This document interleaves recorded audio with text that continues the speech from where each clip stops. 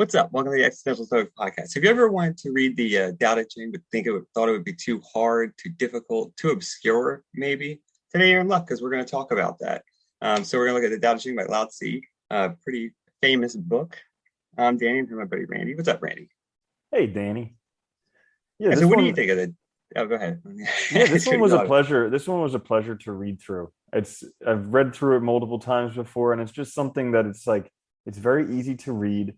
Uh, almost every one of the passages has something that really makes you just stop and think. I know this is too much information, but I use this as like a toilet reading book for quite a while because it was just it was so good. It was like Yeah, just enough time, and you got something from it every time. yeah. You know what I like about it too is it's the style. You can, I mean, because each section's so short, so you can really like read one, spend a lot of time with it, thinking about it, reflecting on it. And I mean, the whole book itself is not long. I mean, you're talking about it's, I don't know how many pages it is exactly, but it's pretty short overall, Mhm. maybe like 30 if it was typed out like in normal format, Yeah. instead of like that, like stanza poetry style. Yeah, and it's kind of dense. So it's nice because I think every time you look at it again, you get more out of it, which is cool. There's always something new to interpret. And crazy thing is most people actually have some exposure to this book even though they may not realize it. Like that saying, the journey of 1,000 miles begins with a single step. That Yeah, was from this book, Tao Te Ching. So yes, it was. a lot of people already know that. Yeah, and a lot of the ideas too, I think are pretty similar to ones you might come across like in like the other ancient philosophies, stuff like that, other, even other religions and stuff like that. So I think you'll see some overlap too, which is kind of cool. What do Mhm. you find most what do you think is most appealing about it, I guess, in terms of like, maybe the ideas? I kind of, one of the things that I first was attracted to about it was the idea of doing without doing. Like the The Tao does action of nothing and inaction. leaves Yeah. nothing undone. Yeah. And Yeah. then and kind of the idea, because I think before I ever read the Tao Te Ching, there was this movie that I saw called The Tao of Steve.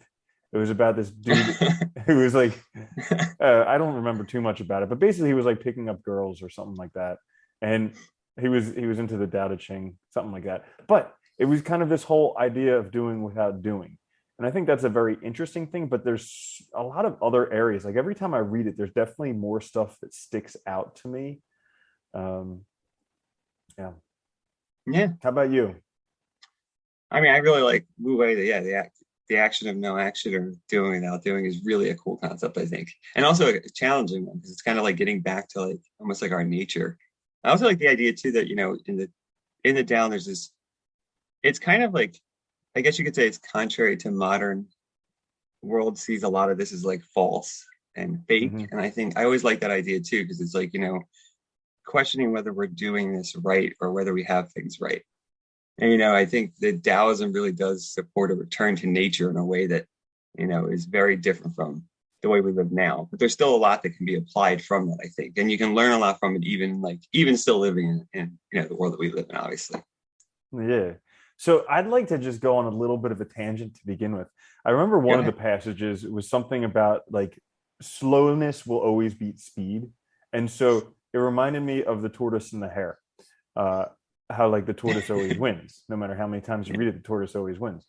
And the passage in the Tao Te Ching was talking about that. But then there's a language that I've studied where Tao actually means turtle.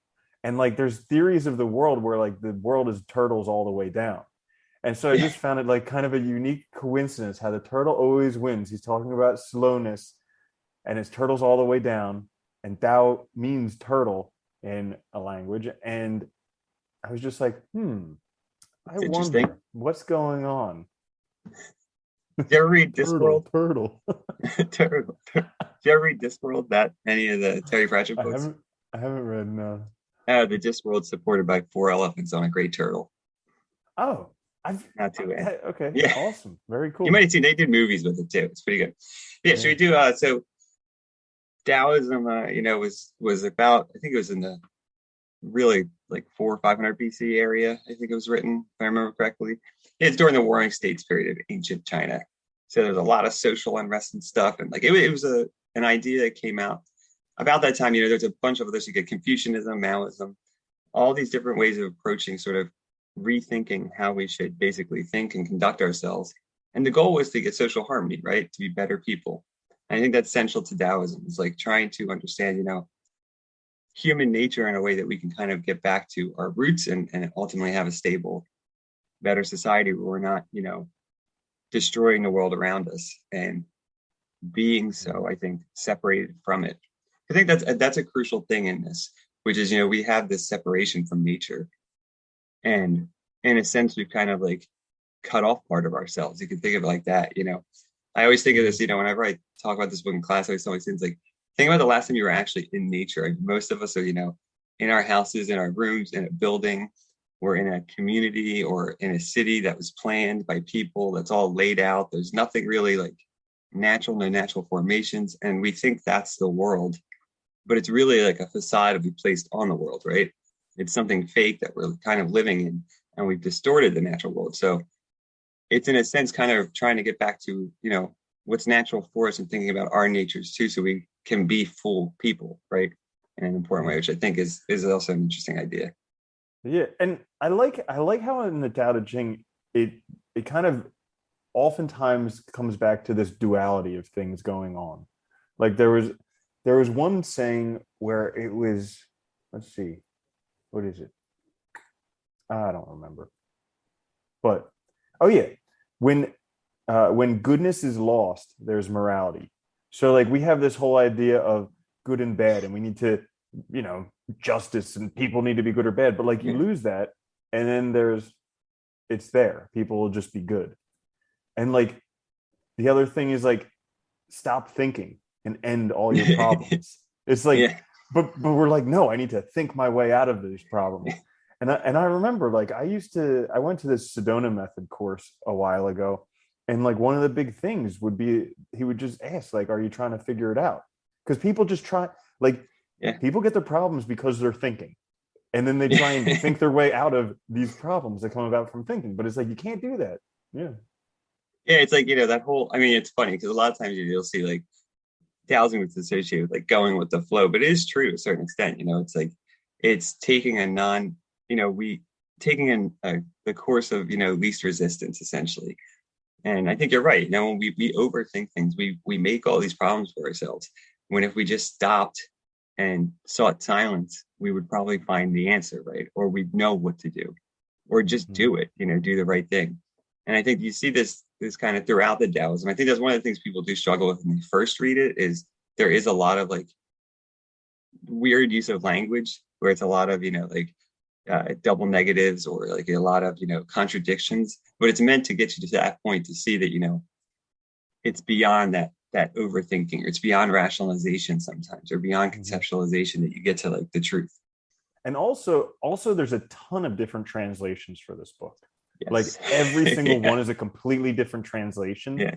So if you guys are reading it for the first time, I would urge you to, look at a few different copies and find which one you think reads the easiest. Because I've Yeah. read some of them where I don't understand it at all, and other ones where it's just like, wow, this is really deep. Yeah. From what I understand too, from it, like, when they translating from the ancient Chinese, I guess, you can translators sometimes, especially in English, they'll either favor like clearer sentences and sentence structure, which then you obviously like it changes it a little bit and changes to how you read it, or they'll favor more like trying to keep the actual flow of the text, which is kind of more like poetic. And so I think depending on what side you land on, it can be very difficult in some Mhm. cases. And I'm sure some of them just might not be that good, because that's always possible too. Yeah, Yeah, I think that's a good absolutely. point though. Finding a translation that works for you is really important, and reading Mhm. it multiple times. Yeah. Yeah, yeah. So back to some quotes that stuck out. I mean, we were just talking about the idea of letting things take place on their own. So there was one quote that's, "Do you have the patience to wait until your mud settles and the water is clear?" So it's kind of like I heard this many, many times in meditation places and everything, how like our thoughts and our mind is like a glass of muddy water, and we just need to be patient and wait for the mud to settle, and then you have clear water, and like you can see clearly. And this is something that I know me personally, like I'm always trying to figure stuff out. I'm always Yeah. trying to make things happen. And like being patient is one of the hardest things ever because it's uncomfortable and it's not something that I've done very easily yet in my life. And so reminding myself to be patient on a regular basis is helpful. But also, like, sometimes when things seem like really, really like I need to figure it out, sometimes just stopping and being like, Yeah. okay, no, just relax. And that's like one of the, it's a really good one too, because it's true. Like being patient is probably one of the hardest things in the world. And it's actually really similar to like, we talked about when we talked about Marcus Aurelius' meditations, right? It's similar to the idea of, understanding what's in our control, and realizing that certain things are just out of our control and really, looking at it so that you can get a clear sense of what you can do or what's possible. And I think in this case too, you can kind of think of it that way, where you're trying to like wait and let things settle, let your emotions calm down, get perspective so that you can act in a way that's correct rather than just either overthinking or making the problem worse or making it, worse already. And Yeah, it's interesting. oftentimes they work themselves out. Like, Yeah. I forget which book that I was listening to or reading, but the guy was saying how, he just made a habit of writing down his problems and then putting them in a desk drawer and forgetting about them. And then he'd Yeah. come back in like 3 weeks or 3 months, however long later, and they were all figured out. Like, not that he actually had to do that much to do it, but like they worked themselves out or he fixed them or whatever. But it's just like not a big deal. Yeah. Or a lot of them probably weren't even problems. Yeah, I mean that's the Mhm. funny part too. I think we when our emotions are high and stuff, we'll make problems and then make it worse by doing something or by trying to act on it, trying to figure it out rather than just letting it go. Mhm. Yeah, it's interesting. I really like their idea too, because I mean Taoism, you get the sense too. I think in a lot of the in a lot of different sections, that it's kind of like a pulling back. You get it's not a taking direct action all the time, more of like a kind of pulling back and finding a place of like rest or balance or peace is important. Mhm. And you Mhm. you get that this idea, I think it's like really trying to kind of like know ourselves first Mhm. and act in the Yeah. world correctly, not like, something that's kind of like fabricated or fake. I like that one though. Yeah. Yeah. Well, so going what you're saying there with knowing yourself first, there was another passage that says, uh, thus the master travels all day without leaving home. However splendid the views, she stays serenely in herself. So this was something very interesting because there's that saying like wherever you go, there you are. And like Yeah. I've been so guilty of this in my life. I fantasize it like, oh, as soon as I'm doing that, as soon as I'm that, then I'll be happy. Or like then everything will be perfect. And I always think that like changing the situation is going to change anything. But it's like, nah, because wherever I go, there I am. I bring myself with me. But like this passage here, where the master travels all day without leaving home. So like they're able to stay with themselves and realize that like that's what's going wherever you're going, and uh and then you can enjoy everything that goes on, but the whole time you're being yourself. Yeah, it's a really important idea. It's cool because we do this we're all guilty of it, We all think, if I leave this person or if I get this job, if I go to that place, that place, and basically we're all trying to like run away from ourselves. Yeah, my And then we fourth find out marriage, that we're that's still the one there. that's going to Yeah. work. Yeah. And it's funny because it's like it's just running away constantly instead of like actually like taking a moment to actually like be with ourselves and get comfortable with who we are first. And then everything else will be fine because we know ourselves. And I think it's funny, it's like I said, there's a lot of overlap. You see this like central idea, I think, that is so important of just like self-understanding, not, Mhm. not trying to be something we're not trying to run away from ourselves, but facing it. And I think this is, something common too in Buddhism, and through meditation, that idea of trying to kind of like untie all the crap in your head so you can get clear about kind of who you are and know yourself. Yeah, absolutely. uh so let's see, another one that I liked was, what is firmly rooted cannot be pulled out. So this is something that I've had to go back and teach myself time and time again because, like sometimes, especially when I'm beginning something, I'm like so amped to know it all that I don't really build a solid foundation. And so that's kind of it's come back to bite me a few times in my life where I haven't learned the foundation. So once I realized that in those areas, actually going back to build a stronger foundation in it Oh yeah. definitely helped me because then I had something to build upon. So like but also what I like about this passage, what is firmly rooted cannot be pulled out, is kind of like the idea of grounding yourself. Like we were talking Yeah. about being in touch with nature, and a lot of times people think grounding themselves, getting in tune with nature, but just like being sure of who you are, being deeply rooted in yourself, and then no matter what comes up in life, you won't be swayed.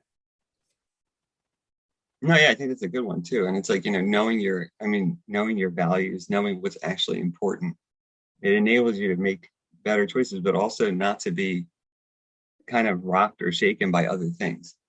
I always think of it too, like the deeply rooted tree, right? If a storm comes, it's not going to blow over. It's not going to get knocked over. It's got that foundation. It's got that strength because it has that strong sort of grip on the ground.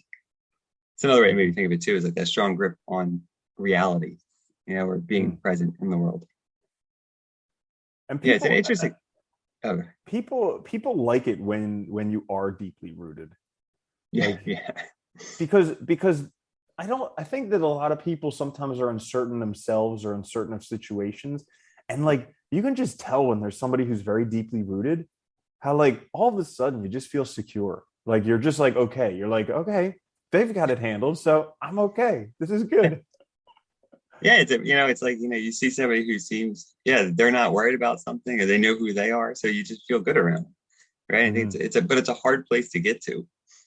I Yeah. think this is what's interesting because Taoism, I think it's funny. Like sometimes when you read it, it has this like, it can make it seem easy, because the language sometimes makes it seem like getting there should be almost easy. And in a way, it should be because it's like our natural state, I guess, in a way, right? So it's Mhm. like we've kind of put all this construct on top of everything and made it harder for ourselves. We just need to like let go. What do you Mhm. think about their claims on desires too? Because there's a lot about desires throughout the Tao about letting go, Yeah. and that um, basically our desires are fulfilled when we let go of our desires or when we Mhm. have none, and that they say several times in different ones that the sage has no desires or desires nothing. Yeah. I like the whole the duality part of it, where it's like all of our problems exist because we want the opposite almost. There was one that I wrote down that give evil nothing to oppose and it will disappear by itself. So it's kind of like those desires, like the only reason the desires are there is because we're clinging to them. Like it's Yeah, it's almost like we want the desire more than we want the actual object. And I remembered yeah, I listened to Lester Levinson a long time ago. He was this guy who was enlightened with the Sedona method, and he he said, with whatever it is you desire, either have it or let it go. Because like most of us just get yeah, caught in purgatory between having it and letting it go. Like we can't let it go because we desire it, but we can't have it because it's too hard to have or it's out there. yeah, And he's just like, whatever it is you desire, just have it or let it go. And I didn't get it for a while. I was like, how can you do that? And it's like oftentimes you end up getting it by just letting it go. Like yeah, here's another quote that's kind of on the same line. Be content with what you have. Rejoice in the way things are. When you realize there is nothing lacking, the whole world belongs to you. If you realize you yeah, have enough, you are truly rich. So it's like this whole idea of all these things that we want out here, if as soon as we want them, we're lacking. We don't have them. yeah. But like once we let that go and we're content with what we have, we truly have everything. Yeah, I really like this idea too, because it's also like that idea too of like, being full with just yourself. That we try and add on all this crap. And especially like, I mean, like, come on, we grew up in like the most consumer society in the world, right? Where you go shopping to feel better and stuff. And like we act like acquiring things will make our lives better or will make us better, make us more important, more valuable, right? Make our lives matter more. And the truth is, it doesn't add any of that. What really matters is who you are. And until you get that right, it doesn't matter what you add on top of it. And I always like that idea because you think of like desiring and acquiring things. It's kind of like just like it's like adding Legos onto like nothing. It just all falls away because there's nothing underneath it. Yeah. And plus like there's really not that much better than Cheesecake Factory and a Chevy Tahoe. Like there's Yeah. not. It's just not. You think there is, but there's just not. Yeah. Well, it's like, and it's like answer that question of like, what do I need versus like what's out there. And I think that's a Yeah. really important to this too, is just understanding like what do we actually need in life to make ourselves, to make a good life, to be happy, to have our actual needs satisfied. And like in being grateful for what you have. Like the idea that, oh, what I have isn't good enough, I need to get something else. Well, as soon as you get that something else, you're going to have the same exact attitude you have right now. And that new thing isn't going to be fulfilling at all. So, like, changing it around to, I'm totally grateful for what I have. And if something else comes my way, then that's awesome. But that's a different way to Yeah. think of it. No, it is. Uh, Gratitude is like essential to it, right? It's being grateful for what you have and what's present just in the world already. mhm. I mean, if you think about like we have so many like people forget how much beauty there is in nature and just how awesome it is just to be alive and be outside, and like Dude, just forgetting that. even, yeah, even to be able to breathe. Like I remember we both read this really good book, Seven Eves, about like space Oh travel and yeah. different stuff like that. And a lot of times in that book they were talking about like sometimes how you were running out of air in space. And as I was reading it, I was literally like having a hard time breathing, and then I'd put the book down and I'd be like, oh my goodness, this is amazing, I can just breathe all that I want for free, this is incredible. Yeah. Yeah, it's insane what we like.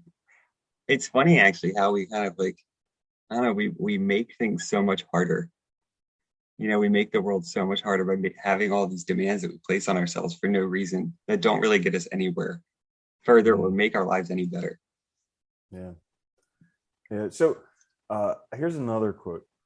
A man with outward courage dares to die. A man with inner courage dares to live. So, like, this is an interesting one. It reminds me of Zorba the Greek. He was just a guy who's like, sometimes you just need to undo your belt and, and have fun with the world or something like that. But it's like kind of the idea of, a lot of people are daredevils, they're bungee jumping, they're skydiving, doing all of these things. And it's like, and that's like someone with outward courage. Yes, they're able to do that. But with inward courage, you dare to live, because living can be painful and it can be uncomfortable. And you can have to go through some stuff and grow. Yeah, probably more difficult too. Mm-hmm. Absolutely, because it's Yeah, easier to just stay in our box. Like a lot of yeah, people are just like, I'll just stay where I'm comfortable. It's not great. I don't like it, but it's just, it doesn't hurt. yeah. It's easier to write to. It's also easier to like to do the grand action and self-sacrifice than to actually persist through the hard times and actually deal with things, right? And actually make things better. It's a lot harder Mm-hmm. over the long haul. Yeah. Here's one that I'm still not sure I understand completely where it's coming, but I think I understand where I'm coming from. So we'll talk about it. It's fill your bowl to the brim and it will spill. Keep sharpening your knife and it will blunt. So like, and I, the reason I'm having difficulty with it is so like, it's the first part, fill your bowl to the brim and it will spill. So like, Yeah. what I get from what they're trying to say here is that, don't do stuff in excess. But then I sometimes see like, well, you need to fill up your own cup so then you can overflow to other people. So I see that disparity there. And then the other part is keep sharpening your knife and it will blunt. So like if you keep trying to get better and better, eventually it's just going to not be sharp at all. But there's that other idea of you need to sharpen your knife so that you can do more work with less effort. Yeah. I What's mean, your take on these ones? I think one good thing about the Daodejing too is I think, it is meant to be like metaphorical too a lot of times. So there's a lot of room for interpretation. And I think this is what makes it a fun text to read anyway, because like, and multiple times, because I always find something new.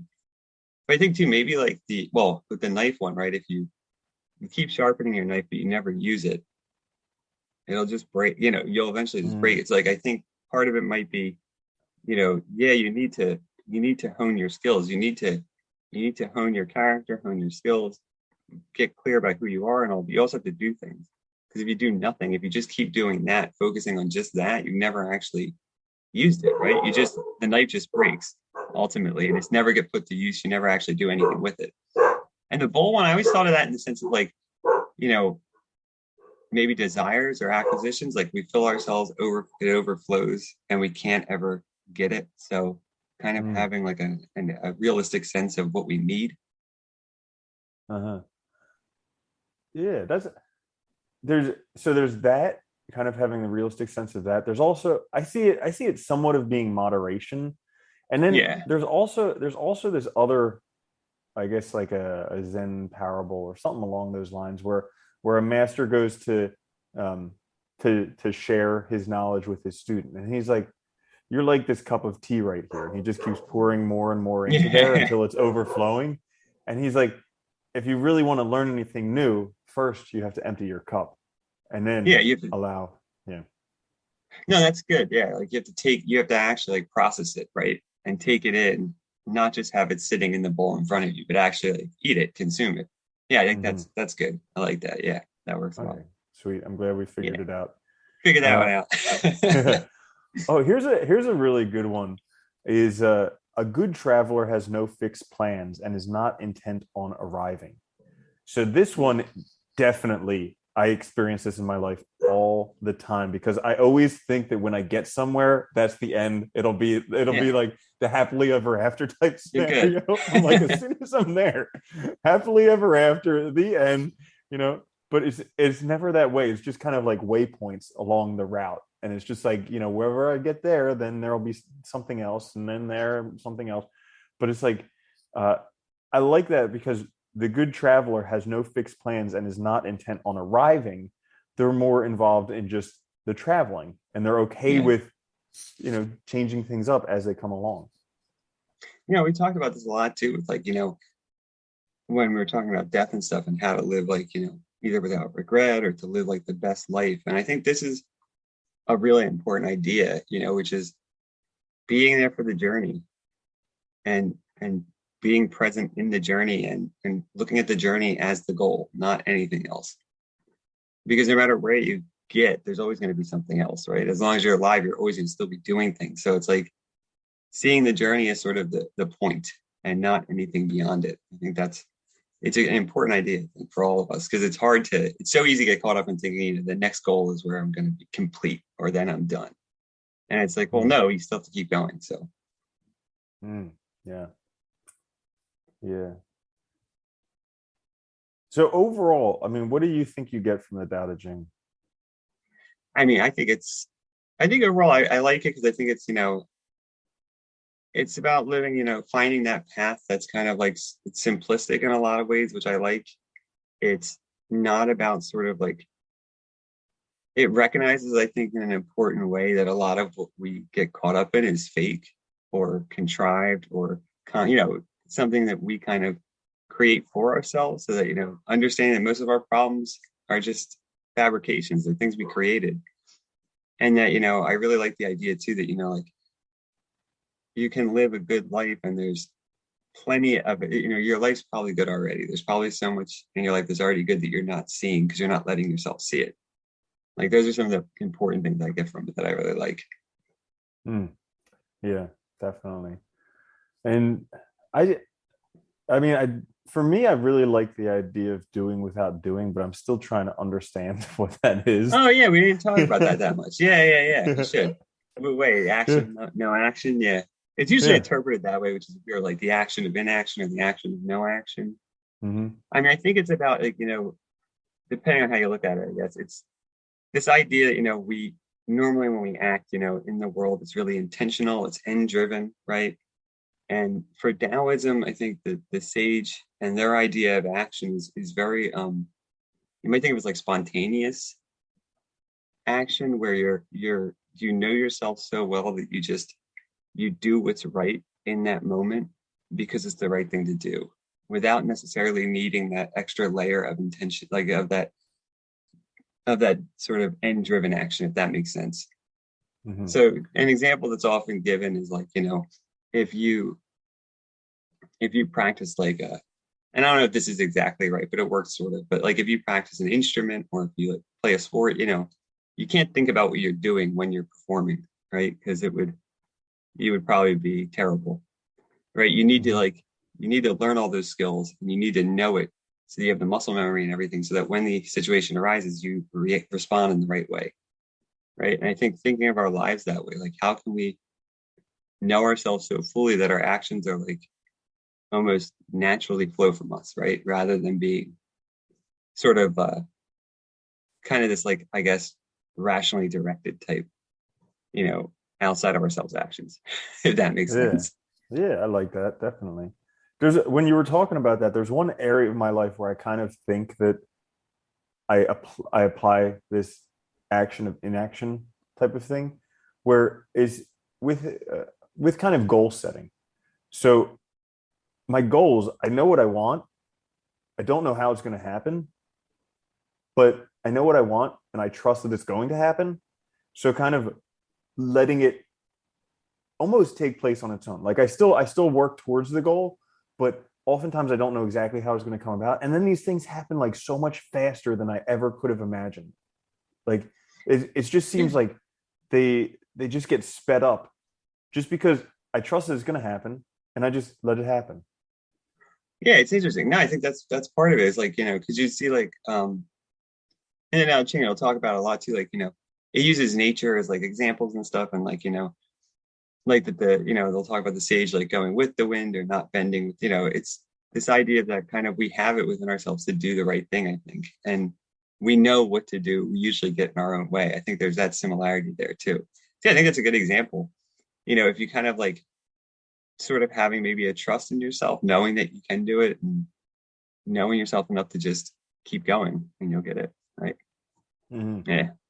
It's a complicated idea though. I like it. I return to it a lot to think about it because it's like I think there's a lot, about also like not getting caught up in like all the externals that we usually do, you know, being there for the journey, not like worrying about the end or thinking that things are going to be different because we just reached a goal. I Mhm. think there's a lot of that present as well. Yeah. But this is like one of those books where if you haven't read it yet, it's a very, very approachable, very doable. Like Danny and I were talking right before we started recording, and I was saying how, if you just read this and you read Meditations by Marcus Aurelius, you will be doing fantastic. Like Yeah, those are probably two of the best books you could read. And if you don't even like reading, you can find the audiobooks on YouTube and listening on double speed, you could complete both of them in about 2.5 hours total yeah, for both of them to combine. So like it's something that's very, very approachable. Anybody can really do it. And if you're looking for kind of the way to get into studying philosophy or kind of understanding different ways of thinking, it's very, very low barrier of entry to get into. yeah. Both. I think both of them. You're right, and I think they're both nice because they're the way they're written. You can approach them in small sections, and just do a little bit at a time. And they're both enjoyable to read. I think they're really fun reads, and like they're the kind of books too where you can like spend time with them with yourself first, and then if you really want to, then seek out other sources if you really want more information. But like they're great, yeah, they're great starting points. I think everybody should look at them because they really do help too and give you a way different perspective on things that we don't usually kind of entertain or even think about. Yeah. Is there anything else you want to add on this? No, I'm pretty much set. All right. Well, that's it. There's the Daodejing by Laozi. We'll be back later this week with a quick fix. Check us out on YouTube, all the podcasts, apps, all that stuff. Please like, subscribe, share. It helps us out a lot. And yeah, we'll be back later. Later, Randy. Later, Danny.